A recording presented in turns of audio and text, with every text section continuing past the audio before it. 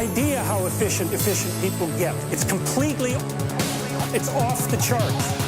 What would you be like? What would you be like? What would you be like? What would you be like?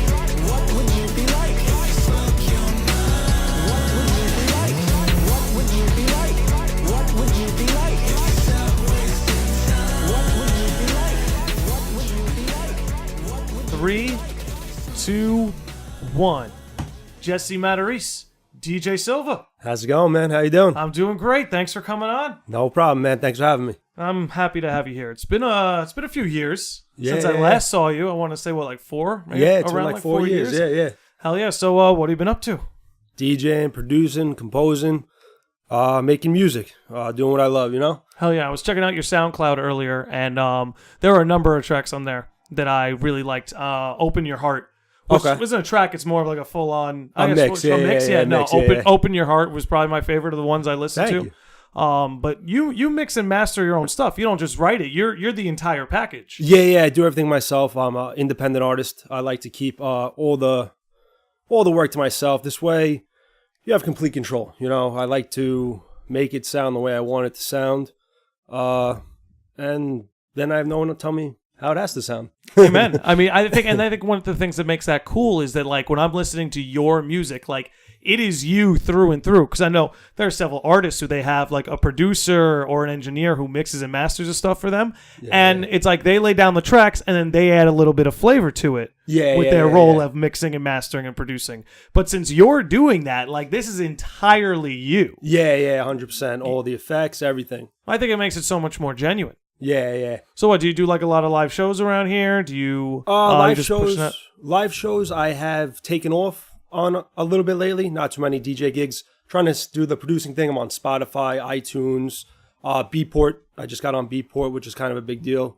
Apple Music, Tidal, Deezer. Awesome. Anywhere you can publish your music. So I'm trying to focus on producing right now to get more of my own tracks out. Well, how can some of the people who are listening find some of your work? You just got to look up Silva. $, ILV @. I made it that way specifically so people who wanted to look for me found me. There's a lot of regular Silva, SILVA. In order to find me, you have to know what you're kind of looking for. Gotcha. So this way I know who's actually looking for me, type of thing, you know? Yeah, no, it's genuine 100%. numbers. And exactly. And like you said, it makes it so much easier to find you. Because as you say, there's probably an infinite number of like Silvas like plain English that helps you stand out a little bit more. So when did all of this start? Was this something that you've been doing since you were young, or was it just a hobby that developed when you were older? I always loved music. Definitely always loved music. Always wanted to make music, produce music. When I got to college is when it really took off. I started with a little Newmark, two table mixer. Now I can use 4, 8, whatever, as many channels as I need. But I started with a little 2. I would do frat parties, little bar things here and there in Buffalo. And then just from there, I fell in love with it, and it just took off, and I just kept running with it. That's awesome. Yep. Who would you say your biggest influences are? Right now, I'd say, I'd probably go with like Skrillex still. I'm doing the dubstep thing. So yeah, I'd probably say like Skrillex. I mean, for like melodies, Alesso, stuff like that. Cool. Skrillex is more of like the dubstep growls and stuff. But for melodies, definitely like an Alesso, someone like that. Awesome. Now, who is the, like, take us way back in time. Where was your love for music born? Oh my God, dude. Growing up listening to Bush with my dad in the car, you know, Machine Head, old school rock, turning into like punk rock, everywhere. I was all over the board, you know, a little bit of everything. And then, yeah, it just kept going. Music keeps progressing, you know, the types of music, the genres, everything, and it just keeps getting better and better and more like in depth. Well, the technology that's evolving around what you do is just getting better and better at a staggering rate. Yeah, it's crazy. Like some of the things I've been able to see some of my friends do today compared to even just 5 years ago is crazy. It's like the quality is coming out so much greater too. But in your old music days, why do you think it was that you were able to be so compatible with so many genres? Because I have a little bit of a theory on this, but what do you think it was that allowed you to be so widely compatible? I'm very open, to be honest. I like people's creativity, and it comes out in their music. So people's emotions, their feelings, everything in each type of genre is different. But I'm open to it, like I like the punk rock emo-ish thing, and then I like the happy music. It didn't really matter. And your mood kind of can go with what you're listening to. For sure. Do you think that the music you listen to can actually influence your mood? Oh, absolutely. Yeah? Absolutely. So I absolutely think so. That's why I've always kind of said it's the music you're listening to, it's almost like you're self-brainwashing. Yeah, and you're choosing what yeah. to put in your head, And that's not to say that you shouldn't listen to, say, like, sad, dark, or, like, some, like, even just terrifying music with a terrifying story or concept. Yeah. But it's like, I always felt like you should have a balanced diet. Yeah, Have exactly. a little bit of the shadow, a little bit of the light, Yeah. I always felt that like people who are able to just be so compatible, I guess, not with just music genres, but when it comes to all forms of art, to be compatible with like a bunch of different subdivisions. I find it's usually artists are the ones who are able to do that. I don't know if it's like, I know it's like me with music, like I've been a musician since I was young. It's like, no matter what I listen to, it's like, at the end of the day, I'm listening to the same language, and I'm able to see the beauty in that. Yeah. Yeah, I get what like, you're saying, yeah. Whether it's like the kind of dubstep stuff that you do, or just like your corner schmuck at the bar playing his acoustic guitar, it's all the same notes. Yeah, it's all the same keys. You know, it's like it's all within the same box, but within that box, we're able to get what's seemingly an infinite amount of genres, fusions. Yeah. Like, do you think we'll ever run out of new music? No, absolutely not. No way. Go ahead. Yeah. Just like with the things you could do on like, say, Serum or like any like a plugin, just the instrument. I can make a guitar sound nothing like a guitar. I can make it sound like a whole new thing. And just from that alone, you can come out with different genres. It's crazy. Where do you see, like, can you conceptualize in any way what music in 25, 50 years sounds like? I never even saw it coming like to this. That's a I good really point. don't know. Like I'm making robot noises right now. Really, like I have no clue. Yeah, what comes after robot, right? Yeah. At that point, it's alien, you might say. Yeah, maybe. Yeah, I really don't know, but I'm excited to see. I'm excited to see. Well, yeah, it's an ever evolving. It's almost like it's alive. Like music is alive, and it's constantly working through the Darwinian framework and evolving in its own way. Yeah, definitely. Yeah. Because, I guess maybe I'm being a little too out there, but I almost feel like with music, at least the music that's presented to the public, it almost is a little Darwinian in like survival of the fittest. It's like what wows the people, what the people want, that's what expands. Yeah, it's true. It's very true, yep. Because I feel like, and you can correct me if I'm wrong, and correct me if I'm talking out of my ass, but I feel but I invite all of you to do that. But I feel like the kind of music you do was in many ways like, would you consider that 90s Daft Punk a predecessor to what it is you absolutely. do now? Like early, I mean, I wouldn't say there was techno before that and stuff, but that Daft Punk era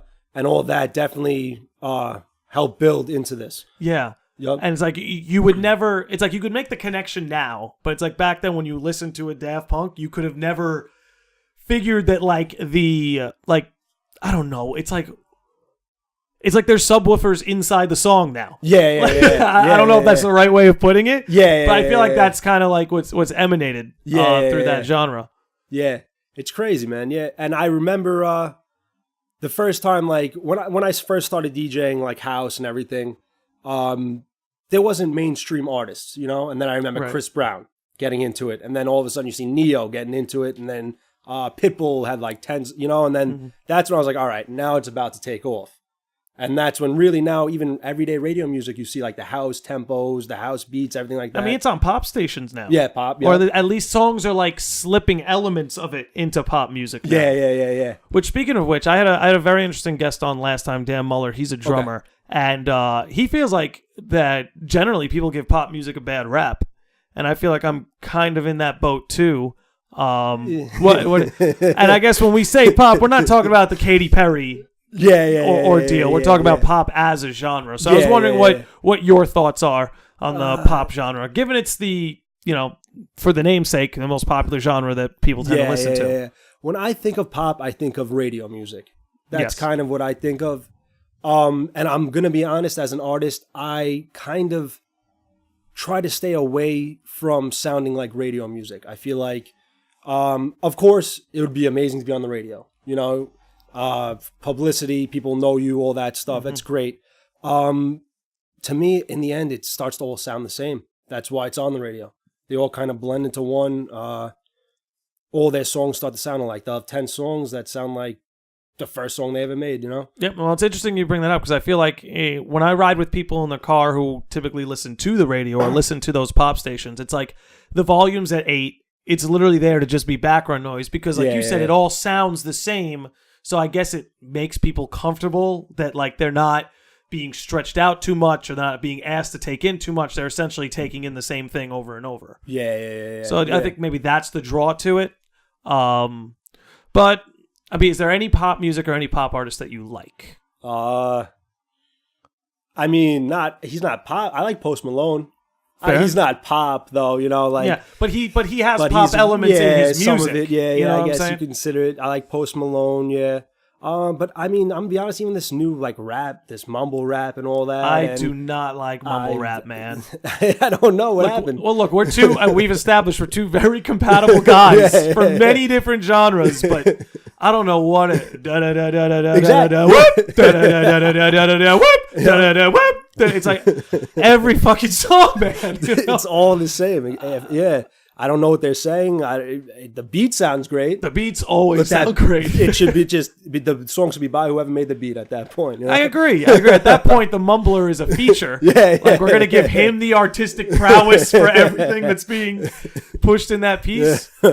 Oh my god! I had a buddy of mine who was a mumble rapper for a little bit. Oh yeah, and I was just straight up honest with him. And he probably sounded exactly like the other ones. That's kind of what I was saying. I was like, dude, you're such a talented guy. What are you doing with this? It's like, I get it. Maybe that's what's hot and you're just trying to get noticed. But like, I don't know. It's funny because a lot of those artists who become like big pop stars, I feel like a lot of them probably feel trapped after a while because a lot of them initially were so much more capable to do much more technical and complicated things, but they make a career out of doing what they learned 2 years into being a musician. And once you're not independent, whoever owns you, they own you. They own the music you make, the type of music, and they want money. Exactly. And by making those radio songs, they're getting their money. And that's really, that's like you said, that's really what it comes down to.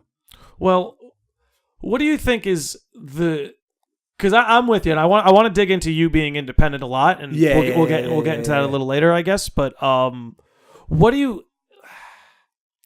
When I was young, I understood the draw of somebody descending from on high and being like, "Come with us, and we'll make you the band you want to be. We'll make this your life. We'll send you on the tour. We'll get you the money. It's like everyone was almost kind of fishing for that. At least when I played in the music scene around here in rock bands, like that's kind of what everybody was fishing for. And I've seen it at hip hop shows too. But now that I'm older, like it's so much better to do it the way that you're doing. Because like if you're gonna, it depends what you want, right? Because if you're an artist, if you're truly an artist, you're gonna put the art in your hierarchy of values. You're gonna put the art above everything else. The art is above the money. The art sometimes is above your well-being. It's like at the end of the day, that's the pinnacle of what you're striving towards. But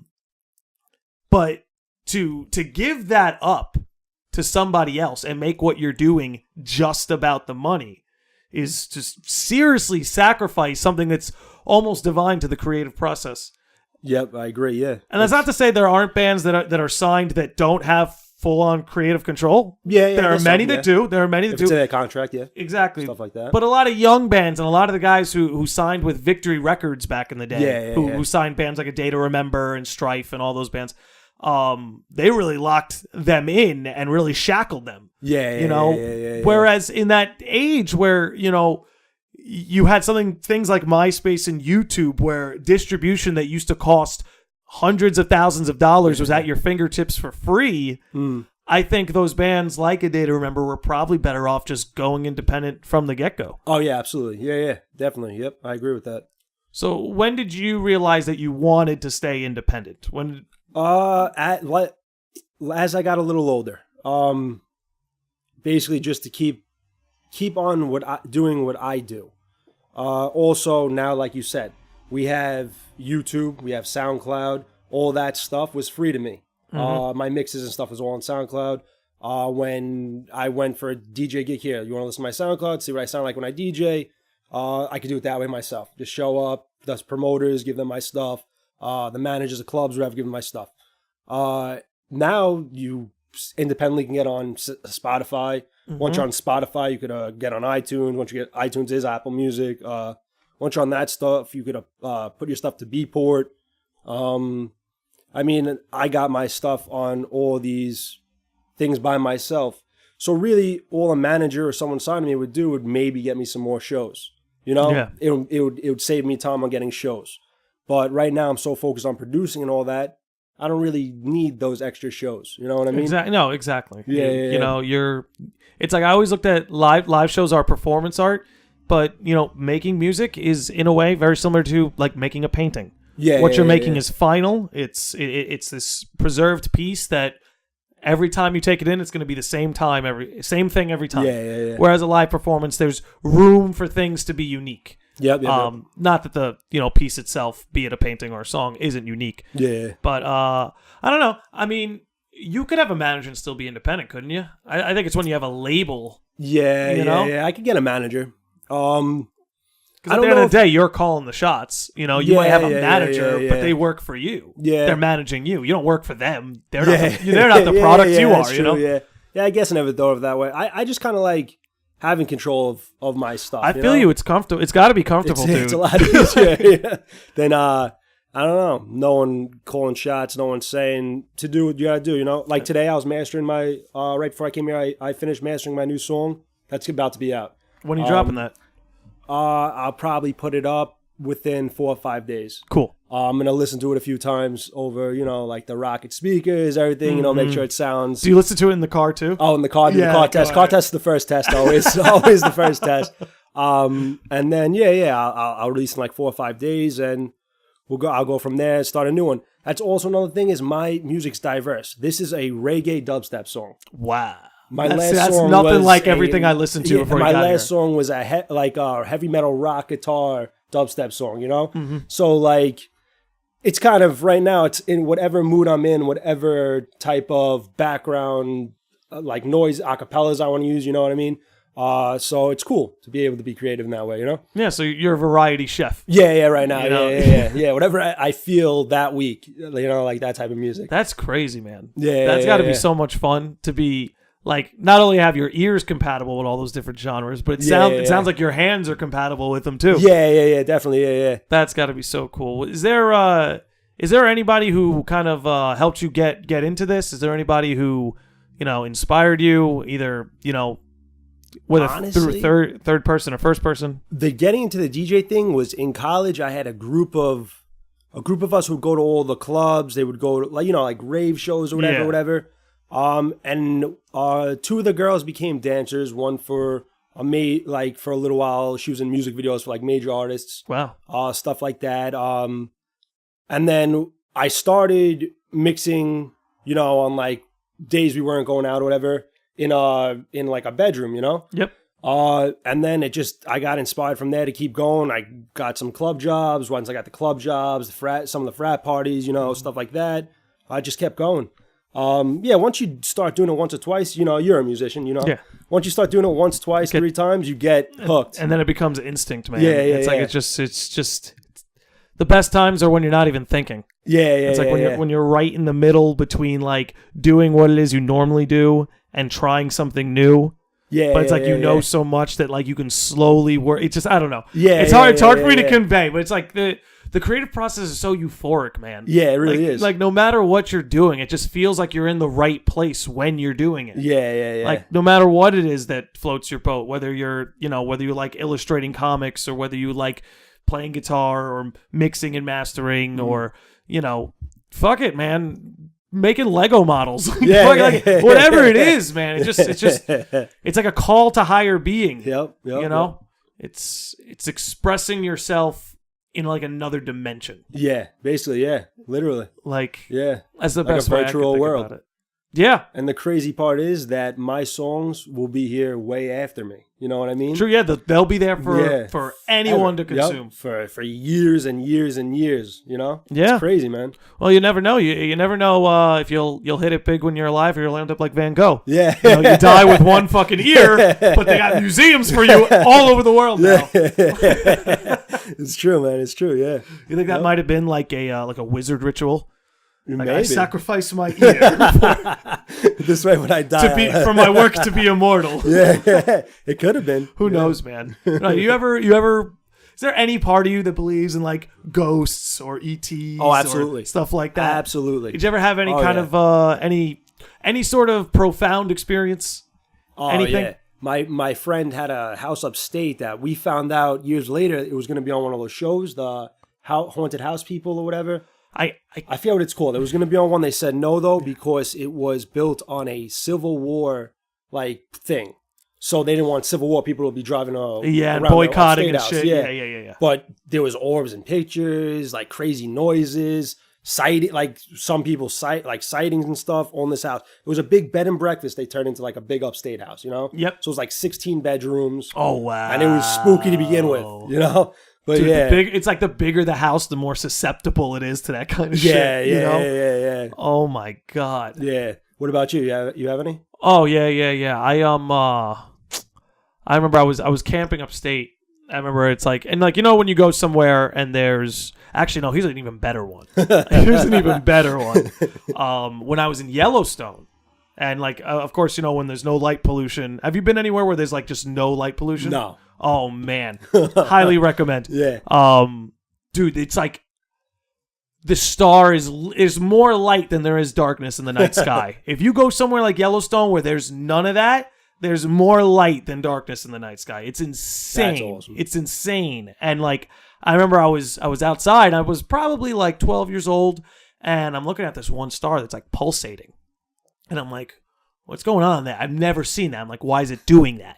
It's pulsating. And then it like kind of freezes, and I see it get bigger and bigger and bigger, and then it collapses on itself, and then I watched it explode. Damn. Now, here's my thing. I don't know if you could witness a supernova with the naked eye. I have no clue. But whether I saw that or not, I experienced that, if that makes sense. Yeah. It's like I might have just been like 12 and tripping out because I was looking at this breathtaking night sky, but I swear it was like it's like I was frozen. It's like I was frozen. It's not like I even like could look away. It's like there was no looking away. It's like I was trapped in that light for a minute. And ever since then I've been like,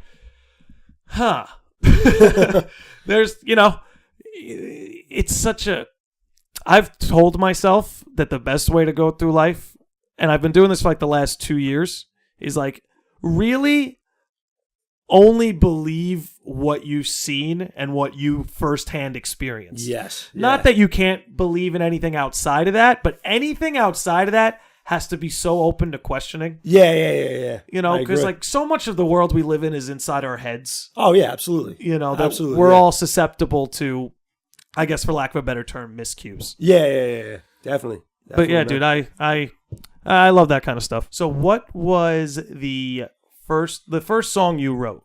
The first song you ever like conceptualized? What genre was it? Rap. Were you the rapper? No. On the first one. On the first ones, I was just making beats. Okay. But I actually did. I'm featured on 2 rap albums, and I am about to be on a 3rd, and I do have my own rap album out. I'm not a rapper in any way, but I do. Yeah. Okay, sweet. It's more for fun. You know what I mean? Well, what are some of the albums you were featured on? Envy Music 1. Spada Envy, a guy from the Envy Music Group.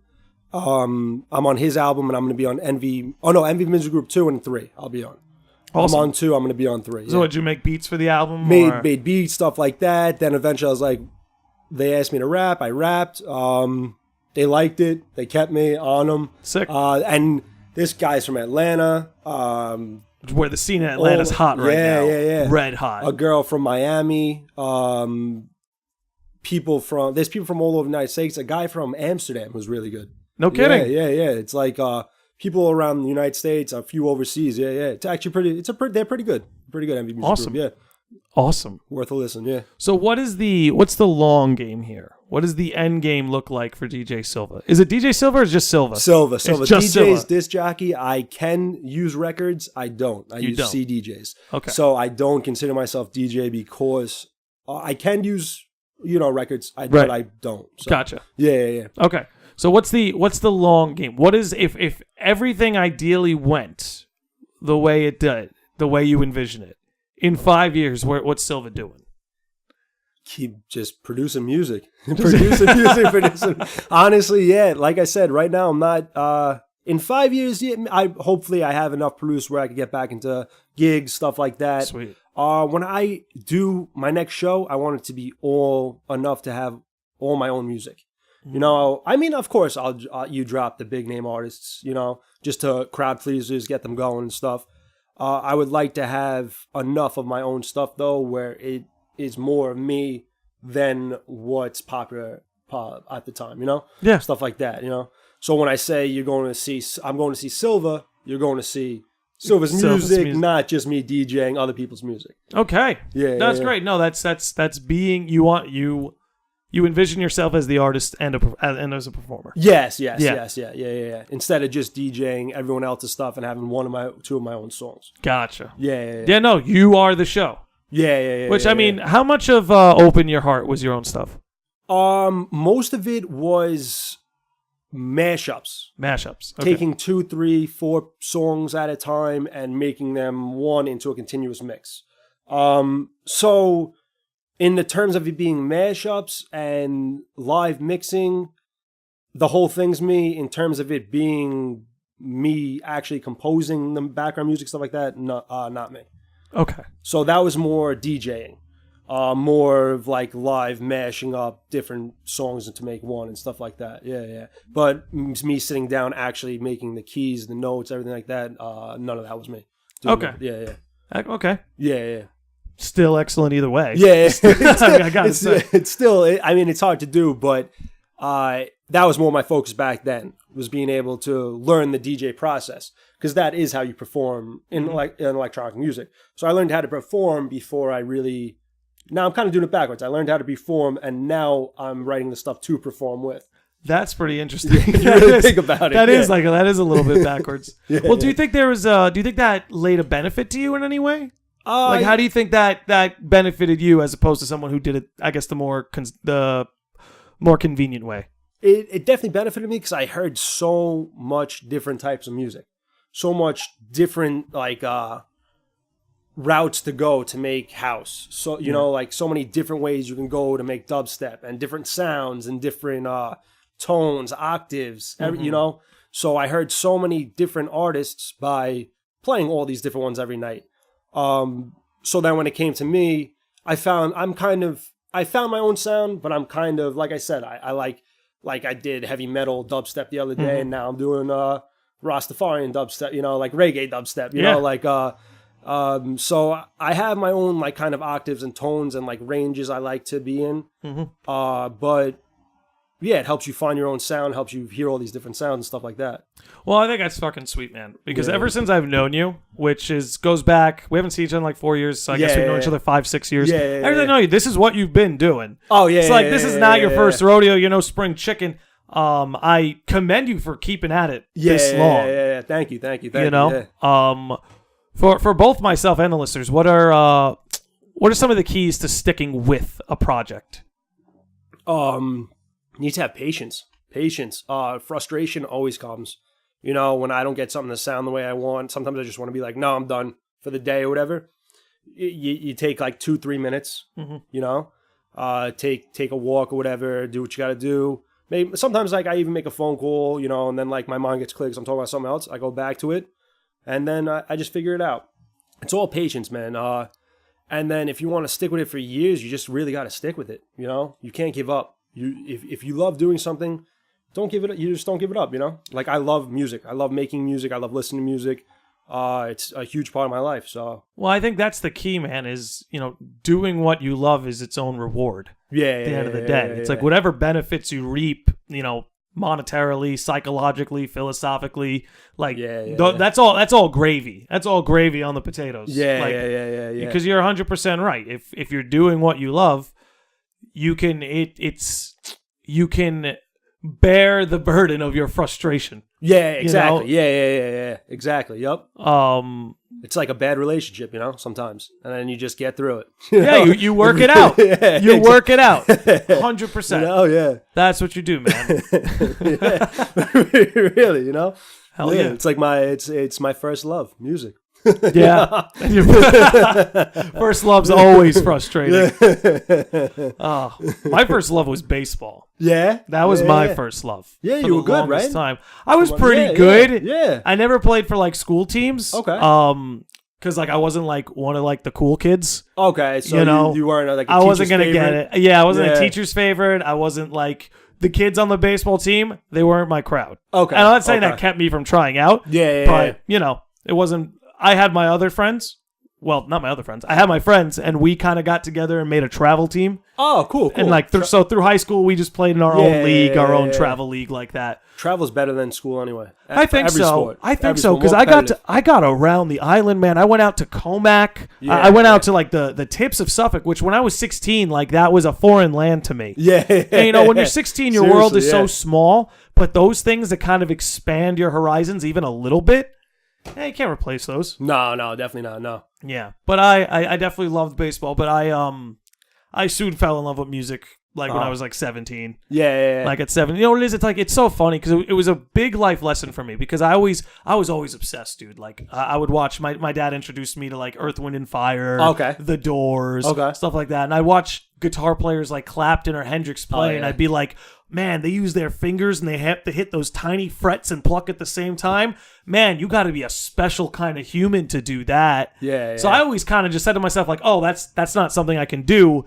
That's for people who are like that. Yeah. And I just remember being 16, 17 one day and saying like, fuck it. Yeah. Like, what am I doing? What the hell? Why was that? Why did I even think that? So I picked up a guitar, and it sucked for about a year. Like, it really sucked. Yeah. But I said to myself, I was like, one day it won't. Yeah. One day it'll be really fucking dope. And it fucking is. Yeah. It's fucking great. It's a great hobby. It's a great way to express yourself. And like, you make a little bit of money on the side. When I lived down in Charleston, I had this little porch, and like there'd be Sunday afternoons. I just take my guitar out there, play on the porch. People throw me a few bucks. That's awesome. That's really cool. Just for decorating the world with my sound. So it's like, it was probably, it'll always be one of the top 5 best decisions of my life.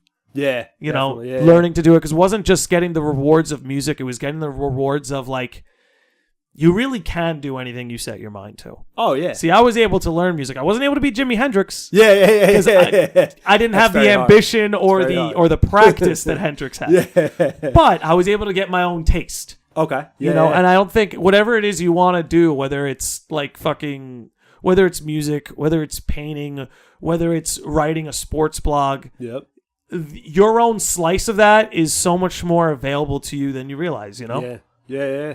Like, and that kind of shit changes you. I got a buddy of mine who he just started his own sports blog website. It's called The End of the Bench. Nice. And like, this dude's his name is Scott. I had him on one of the earlier episodes, and he's been passionate about sports the whole time I've known him. Okay. And like, I never knew he was a writer.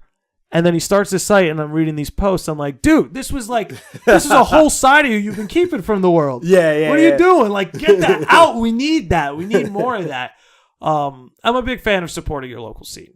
Yeah, which is awesome. Because, man, like, LA didn't become LA because someone descended from on high and made it LA. Yep. It's like, no, people got together and communicated in LA, or like, hey, let's put on a show. Let's get things together. Let's network. Let's connect. Yeah.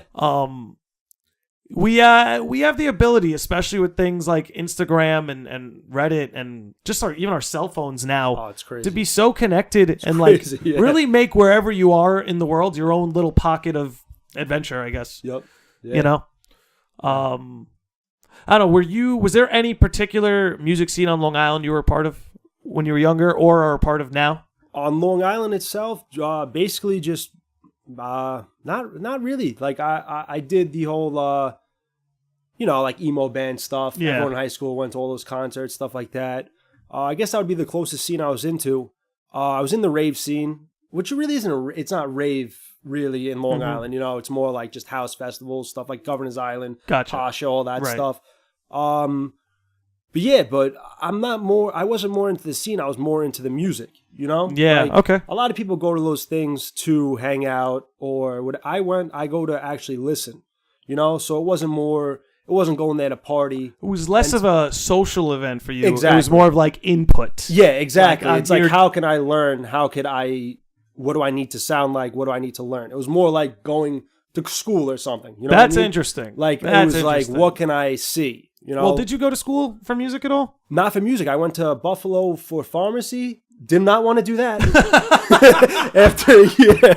So I wound up doing psych and science. Yeah. Awesome. So yeah, I did graduate University of Buffalo. And Cleo Mack was on the football team when I was there. No yes, shit. Yes, he was. Yep. You yep. went to school with Khalil Yes, Mack. I did. The Yep. world beater. Yeah. God damn. Yeah. That is sick. Dude, Yeah. what did you watch this year's Super Bowl? Oh, I did.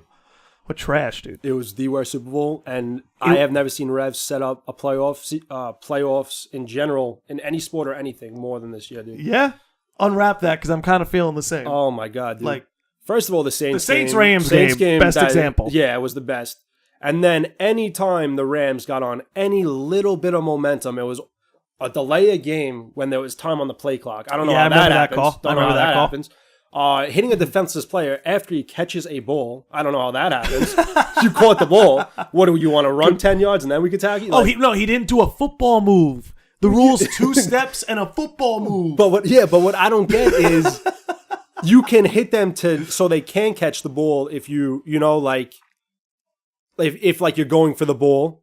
So if he did catch the ball and you're hitting him going for the ball, like it just none of it made sense. It doesn't make any sense. It I doesn't played make football any and sense. I have no clue half those calls. Usually I could say like, oh yeah, and I'm not like a team, like if my team's losing or whatever. You blame the refs. Like, I'm not like that. No, but- dude, I had like no stakes in these playoffs, and I'm telling you, I saw the same shit you saw. Yeah. The Saints Rams one was the worst, but what was Yeah. even Oh my like God. worse about it is that I can't remember which, but like the Rams took like 2 like terrible calls in the drive before. Yeah, or like a yeah, couple yeah, drives yeah. before. Where so it was almost like, they missed that call, but they also missed the other one over there. Yeah. I was just like, yeah. shut the I don't know. Yeah, it was I don't know, bad, man.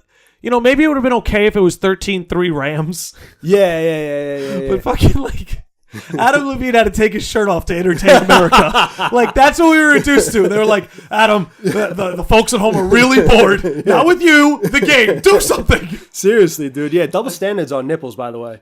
Janet Huge Jackson nipple double not standard okay. on nipples. Yeah, Huge. I'm not getting this. Janet Jackson nipples aren't okay, but Adam Levine's are. I'm Adam not Levine's are. understanding. As a I'm not man, that makes understanding. me uncomfortable. I feel like my nipples are being exploited. For real, No, are you man. about free the nipple?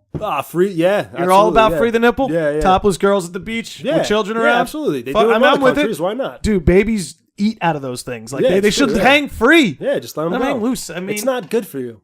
It's not good for not for Yeah. you, but for the girl. Well, it's not good for me either for them to have bras.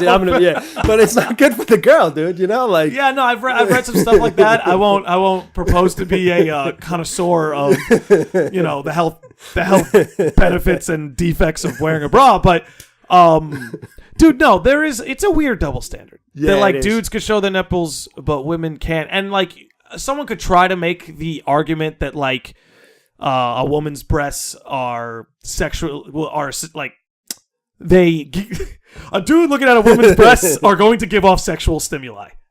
That's a fact. Yeah. Yeah, It's a fact.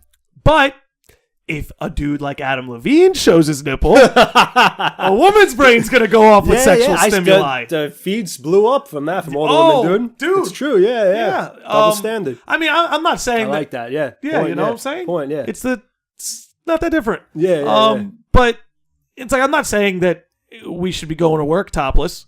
No. But places where it's appropriate, like the beach. Yeah, I agree. I don't see why not. They do it in other countries, and other countries always do stuff before America for some reason. They bring it over here. Socially, House yes. music too. Yeah. Music too. I guess music comes from the social climate of a country. Because you're right. Yeah, they bring it over here first. I guess because you know what it is. It's almost like I've had the joke for years that Europe has essentially just become America's theme park. Yeah, Like kids graduate college. What are you gonna do? You're not going to Disneyland. I'm gonna backpack through Europe. You know, it's true. Yep, and cherry pick my favorite parts of every culture. Like it's Epcot or something. That's true. Yeah, it's a good way to look at it. So I almost feel like, and whether this is happening on like a cultural subconscious level or not, it's almost like Europe is essentially just the guinea pig for anything socially, for anything artistically. Yeah. It's like run it there first. Yeah, it worked there, bring it here. Yeah. Yep. It's true, because they'll do it there and come here to get the money, profit out of it. Exactly. And like you said, it's like being a guinee pig. Yep. Mm-hmm. Yeah. They're like the beta testers. Yeah, exactly. It's like house music worked in England. Okay, time to run it to the people. The 330 million people. I'm not saying the British aren't people. Yeah. Oh my goodness. But you ever been to Europe? I have. Italy. You've been to Italy? I've been dying, Italy, dude. I've been dying to go to Italy. It's the only place in Europe I've been, though. I really want to go to Spain. I want to go to Amsterdam. I'm going to Amsterdam in June. Nice. Lucky, dude. Me and my girlfriend are going for a 3-year. Good stuff, man. You got to take a lot of pictures and tell me how it is, man. Oh, yeah. I'll be putting them up. You'll come back on and we'll talk about it. Oh, yeah, absolutely. I can't wait to get out there, man. Good stuff, dude. Yeah, I've never been to Europe. Yeah. This is my first Europe trip, but I definitely want to make it out to Italy. Where in Italy did you stop by? Rome, Venice, Milan, Capri, the island. That was beautiful, dude. Yeah? Yeah, awesome. A lot of places, yeah. It was a good time. I did like that the bus up Italy. Yep. So it was like 14 or 15 days, I forget it was, and it was like 10 places or whatever. So it was a good time. That is I went cool. to a lot of places. Pompeii. Pompeii was cool. Oh, that must have been cool. Yeah, that was fuck. cool. Yeah. A few different places. It was a good time. The people in Italy, nicest people in the world, dude. Wonderful people. Yeah. So the day I was a little young, it was like my second or third year of college. So Gotcha. I'm still like a kid. So I don't trade my money in before I go. I forget. At the airport, the rates are outrageous. So I'm like, you know what? When I get to the hotel, I'll trade my money in. Get to the hotel, they're closed. It was too late. The people's left. So I'm starving or whatever. I was like, you know what? I got to find something. So I walk around. I went into this guy's, it was like a bar, but it was like his house bar. You know, like it was like a bar in his probably house or whatever. So I walk in, I'm like, no. I was like, I show him the money. I'm like, this is all I have, whatever. The guy cooked me a steak, gave me 2 beers, potatoes, and a vegetable, and he said no charge. I left him $20 American, but he wasn't even going to charge me for it. He was like, no. Wow. Yeah, dude, nice people. In America, I feel like you would never see something like that. Well, I mean, not New York. Yeah, not New York. I have a small story about when I believe I was in. I believe this was Baltimore. It might have been Baltimore or Cincinnati. But me and my buddy went to see a baseball game down there, and we were just walking, and my homie just dropped all his food. All his food. Immediately, like a hawk, someone from the stadium showed up and was like, "Come with us. We'll get you a whole new one. Come on." Damn, you drop that shit in Yankee Stadium, no. You don't get it back. Yeah, you're getting booed. Literally, they're literally booed you. But immediately they're like, "Come with us, we'll get you a whole new burger, whole new fries, whole new." So don't worry about it. And That's awesome. I was like, "Whoa." Yeah. You don't see that happen. You don't see that around. No, you don't see that. No. Because I've tried to think of America just as like a big Europe.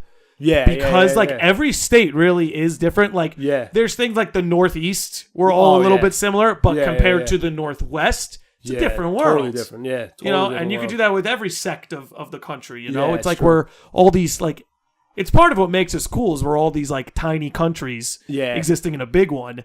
That's why when our government shut down, the state governments were like, no, there's still police, still fire. We're going to maintain order. It's fine. We are our own thing. Yeah. You know? But, like, if say, Italy government shut down, it's chaos. Yeah, it'll be chaos. It's anarchy. Yeah, I'm sure it'll be anarchy, yeah. Something like that would be anarchy. But it's I don't know, it's kind of cool. I want to travel the world as much as I can. Absolutely, yeah. It's not cheap to travel the world. It's not cheap, but I definitely want to get to a place where I could say I've at least been to every continent. Yeah, that would be cool. Including Antarctica. Really? I mean, I want Really? to. Do you know my favorite animal since I was a kid, and I hold it up to this day, has been an emperor penguin. Oh, okay. So yeah, I feel like or you could go to the Bronx Zoo. I could go to the Bronx to see it. I will free you. Like, did you ever watch Hey Arnold when you were a kid? Yeah. Hey Arnold was awesome. The episode with Lockjaw. Yeah. Break out the turtle. Yeah. For real, dude. Yeah. That would be me with the penguins. Yeah. I'm like, we're gonna get him out of here.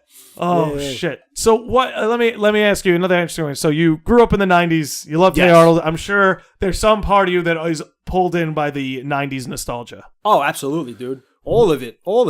Is it just the '90s that has this big level of nostalgia, or do you think other decades the '80s do too?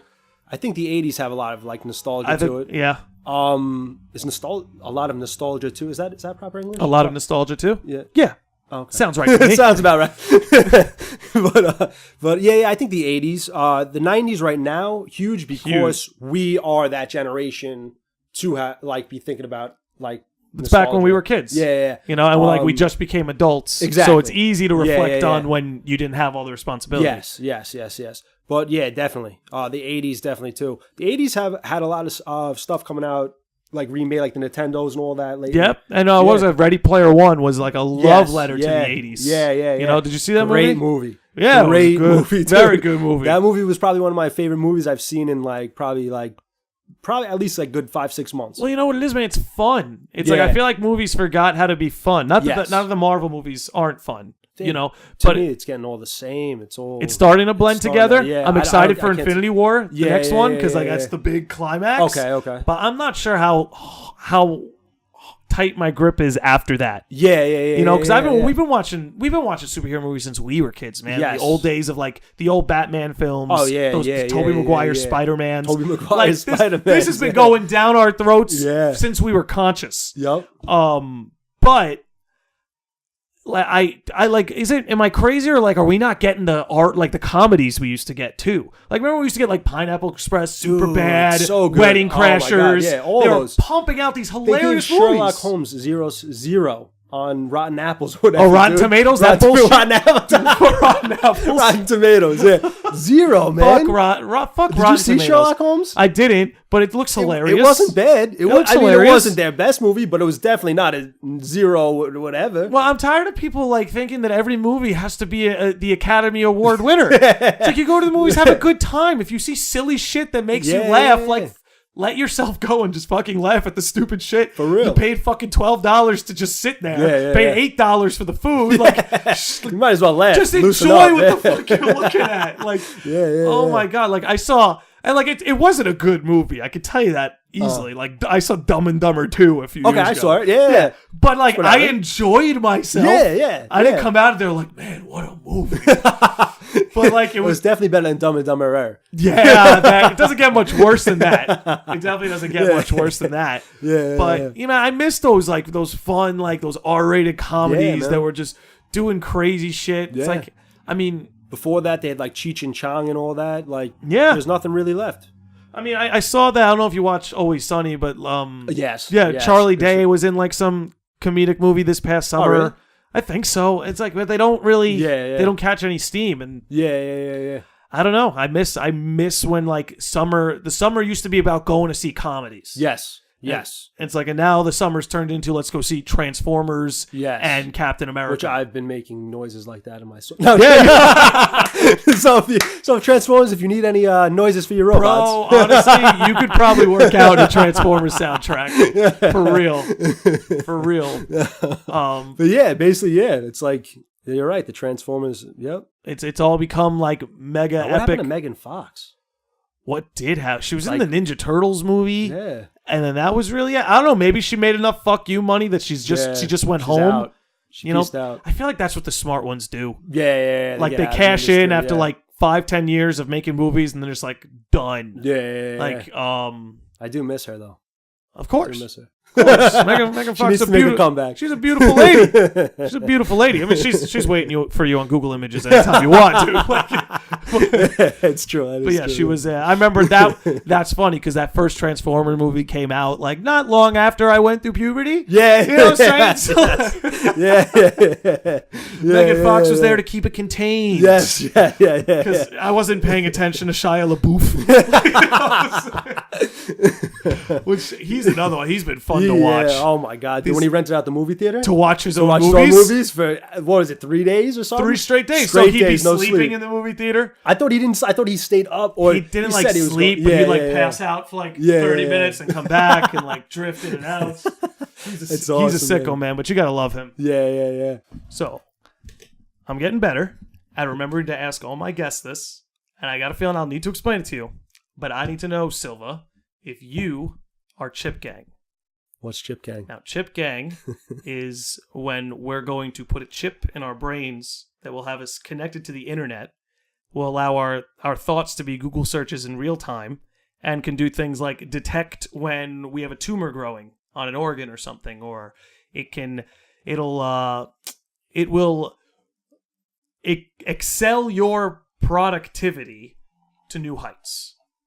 That is the promise of the chip. It's like a double-edged sword. It's like, really do I want people to know what I'm thinking always? Oh, yeah, that's the thing. We'll see. We're going to know each other's thoughts just like that.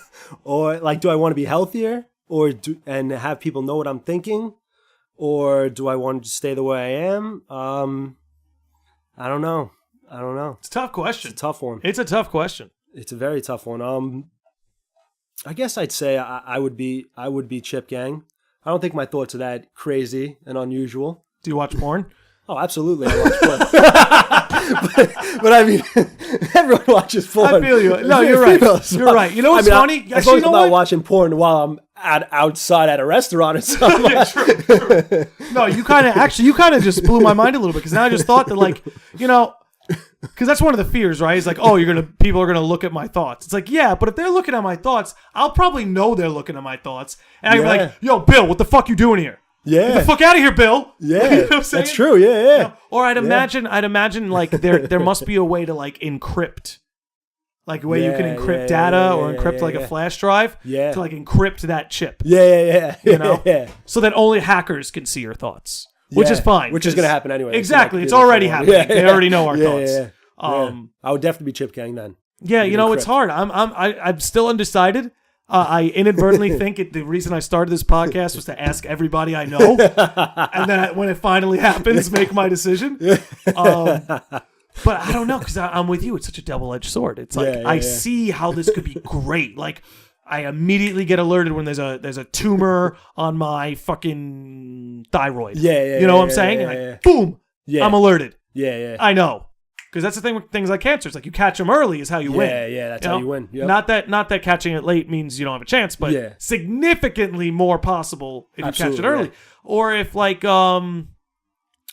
if you're about to have a stroke. Yeah. That's a heads up. Or a heart attack. Or It could alert. Could alert. Hospital. Yeah, while you haven't, exactly. Shit like that. You know what I'm saying? There's things like that where the possibilities are endless, and it's we can all take care of each other with something like this much better. But big but such as is the nature of things, it's the other side of that is just potentially catastrophic. No. Yeah. You know, it's who just like the NSA has our Google searches. Oh yeah, absolutely. Would the NSA have our thoughts too? Possibly. And then what can you do with that information? That's powerful information. Having our Google searches is powerful enough. That's very having your thoughts is next level. It's where you're which is crazy about that Google. You know when you talk, the phone will put ads up about what you're talking about? Yeah, it's happened to me so many fucking times, dude. It freaks me out. That tells me. I'm wondering now. I touched on it my last time, so I'm wondering now if they're starting to slip into my dreams. You never know. Because I had a dream. I swear to God, I had a dream. I was eating at this restaurant, and I hadn't eaten in this restaurant in a while. And I woke up, and I didn't think anything of it. In my mind, I was like, you know what? I think I might take Charlotte there. I think it would be good. I think we haven't been there in a little while. Then I went, wait, what if this is the ads? And obviously that's a joke. Yeah, but that's something it would open to is like yeah. Subliminally submitting themselves into your subconscious. I don't know. I mean, with the chip, absolutely. Exactly. Yep. You know, so it's an interesting conversation to have. I don't think it's one we'll need to worry about for a little while. I think we got at least half a decade before the news starts talking about it. Yeah. Although Elon Musk claims he's going to have something soon. Oh, yeah? He calls it the Neuralink. Okay. And he claims he's going to release something within like the next year or something. Okay. Which I don't know. It's like, well, is his company Tesla just going to collect everything now? Are they the new Google? Yeah, they're the new Google. Is that just his ploy to be the new Google? It's like, oh, Google, you're in their pocket. I'm going in their brain. Yeah. You know? And it's not to say that like we should assume every entrepreneur has nefarious intentions for their customer base.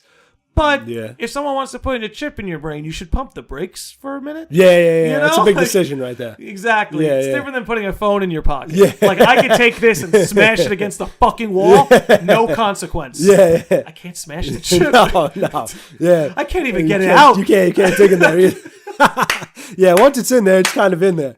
Yeah, Exactly. There's no turning back. Exactly. I guess maybe unless they put it like, I know they've done it like some sci-fi movies. They put it on like your the necks or the back of the spine, which is funny because in the Bible they say that this section right here, the back of the neck is where the devil enters the soul. Oh, really? That's why in you saw Pulp Fiction, right? Oh, absolutely. That's why Marcellus Wallace has the Band-Aid on the back of his neck. Okay. Because he has a hole and he doesn't want to let the devil in. Gotcha. And a lot of people have the rumor that his soul is in the briefcase. Oh, okay. Makes sense. He's kind of blocking off the devil until he gets his soul back. Such a great movie. Yeah. I love that fucking Makes sense, movie. yeah. Isn't Tarantino, I think he's only doing like one more. I don't know. I and hope then he he's keeps done. going though, man. No, I think he said he's only doing one or two more and he wants to just be done. I think as a director, not as a writer. Not as a writer or producer. Okay. I like the way he directs though too. Same thing with Guy Ritchie. I like Guy Ritchie's directing too. Guy Ritchie's very good. Very fast paced everywhere. Mm-hmm. It's cool. Keeps my attention. I miss Nolan.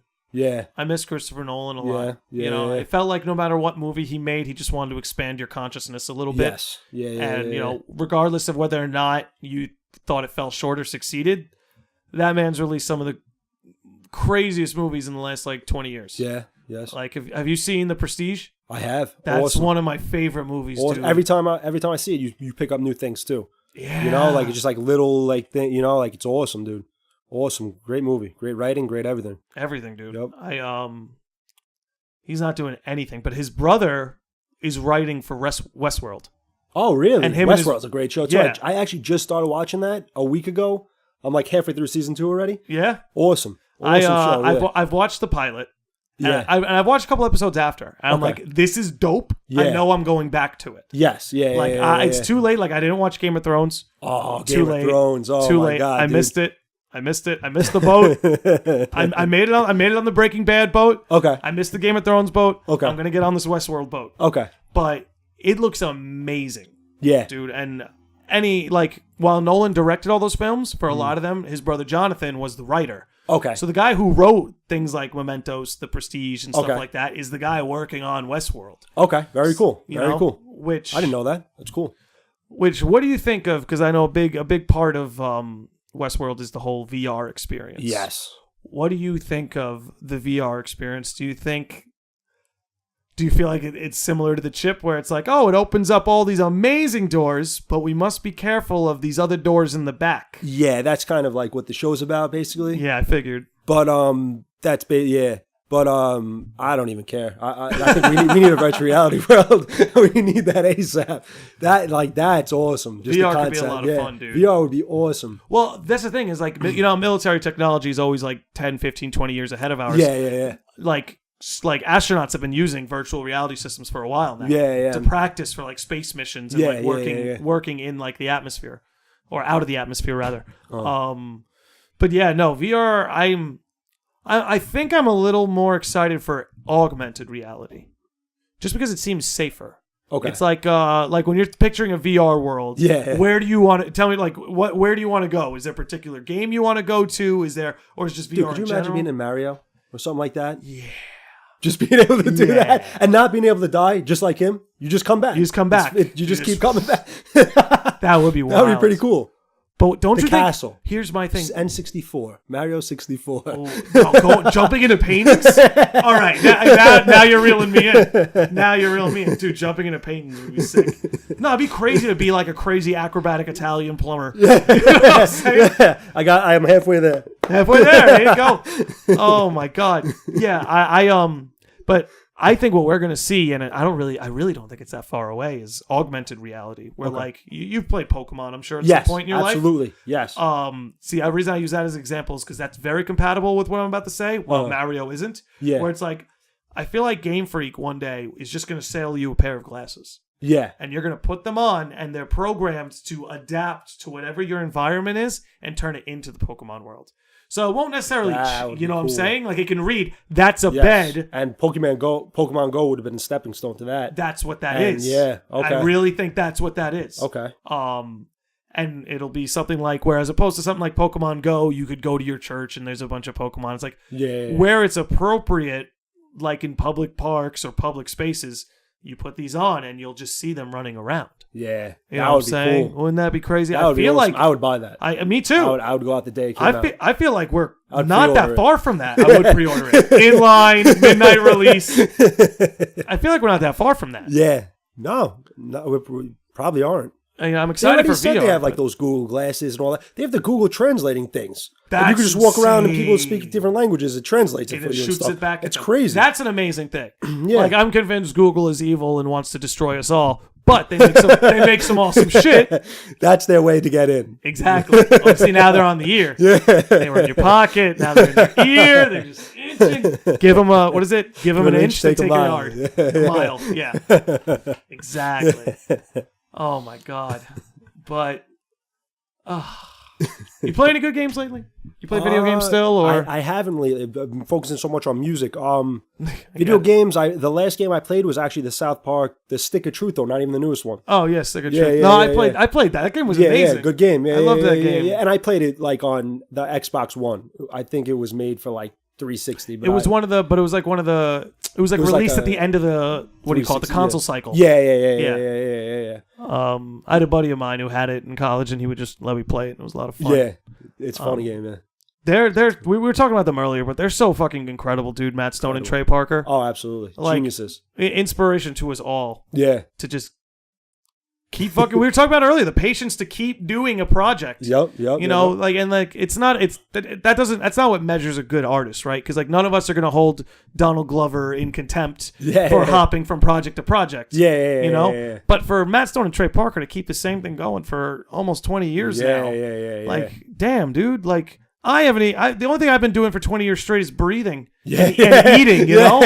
Nothing else. True, other than bodily functions, everything's different. Yeah. So, like, imagine the time. Like, I was in kindergarten when it was like 20 years ago. Yeah. So, from the time I was doodling with crayons, I don't even doodle with crayons anymore. It's all gone. Exactly. It's a whole new operating system. And they're still there.